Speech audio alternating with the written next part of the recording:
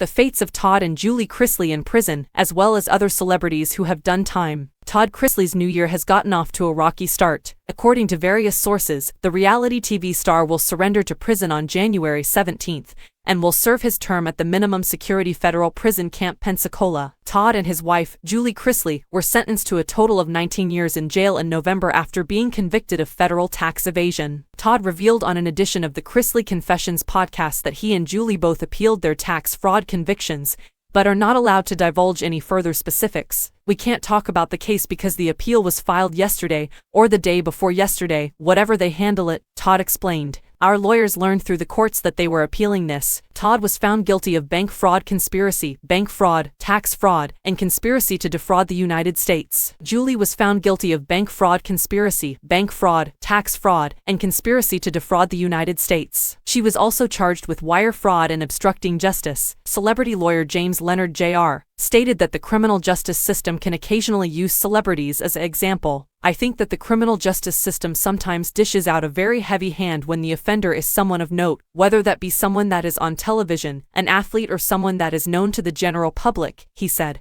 "I believe that oftentimes, and it's unfortunate, but oftentimes the criminal justice system seeks to make an example of individuals like that." Leonard Jr. also noted that time behind bars can be extremely difficult for celebrities. "It's extremely difficult because you are away from your loved ones," he told Fox News Digital. "You are away from the amenities that you have grown accustomed to, your lifestyle, and it's very difficult in that sense." The Real Housewives of Salt Lake City star Jen Shah will learn her fate later this week. Shah's sentencing hearing is scheduled for Jan. 6. Shah pleaded guilty to one charge of conspiracy to commit wire fraud in connection with telemarketing. In turn, count 2, conspiracy to commit money laundering, was dropped. Jennifer Shah was a key participant in a nationwide scheme that targeted elderly, vulnerable victims, U.S. Attorney Damian Williams said in a press release. These victims were sold false promises of financial security, but instead Shah and her co-conspirators defrauded them out of their savings and left them with nothing to show for it, the statement continued.